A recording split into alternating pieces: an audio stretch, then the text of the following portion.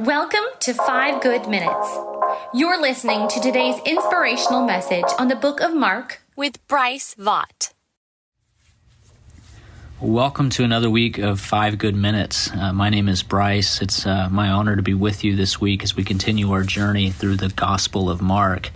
This week we're approaching and going to be going through Mark chapter 9. It's important to note that at this point in the Gospel of Mark, we've reached a critical point, a turning point.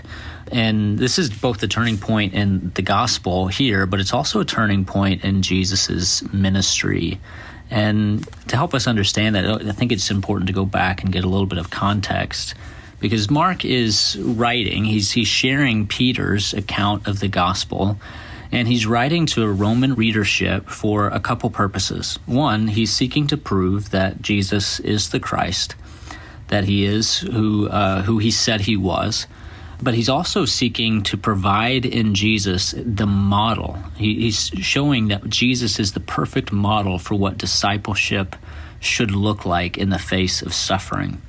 Suffering is a key theme in the book of Mark. In fact, 2/5 of the book is centered around Jesus' suffering and how we should live in light of suffering. But we see that in chapters 1 through 8, Mark presents Jesus as the servant to the multitudes. There's Jesus teaching a lot of large crowds and healing a lot of people in large crowds. And we see that throughout the first 8 chapters, the religious leaders start to oppose Jesus and his message and those who were following him. And so some rejection is increasing, some potential persecution is on the horizon. And so we see that Jesus' response to the nation's increasing rejection of him is to turn from the multitudes to serving his intimate 12 disciples and those who are following him.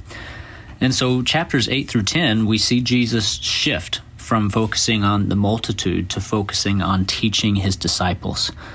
And this transition kind of starts with Jesus looking back at chapter 8, Jesus asking the disciples, "Who do you say that I am?"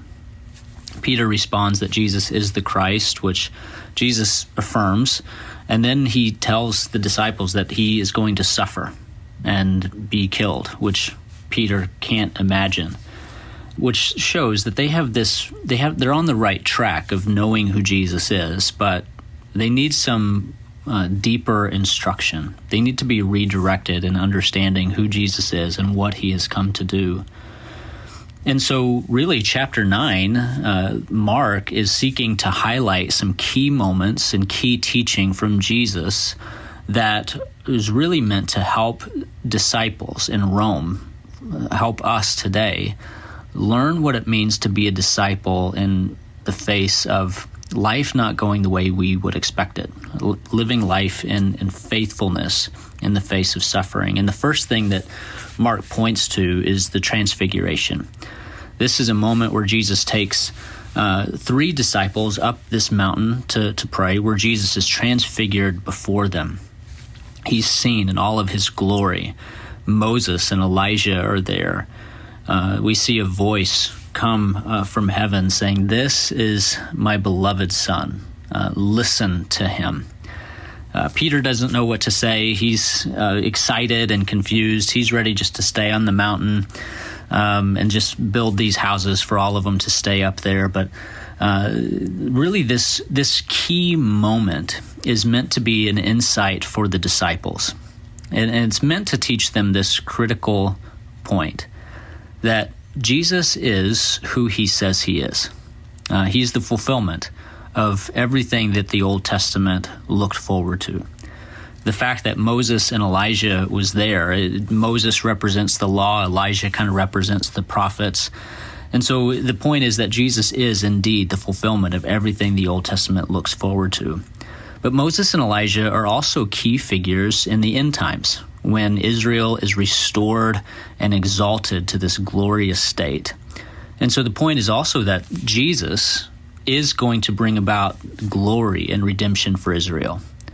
But in the meantime, even though life may not look what the disciples think it should look like, they are to listen to him. And the lesson for us today is that when life doesn't go the way we think it should, we should keep listening to Jesus. We should keep obeying, keep praying, keep hoping, because even when life doesn't make sense, we have this promise that Jesus is the fulfillment of what God has promised, and that he will bring complete victory and renewal to all the earth. And that's a good hope for us to start our week. Hope you have a good day, and we'll see you next time. Thanks for joining us here today. There's a lot of great content to explore on Orchard Hill Plus and on the Orchard Hill main feed from the weekend. Have a great day.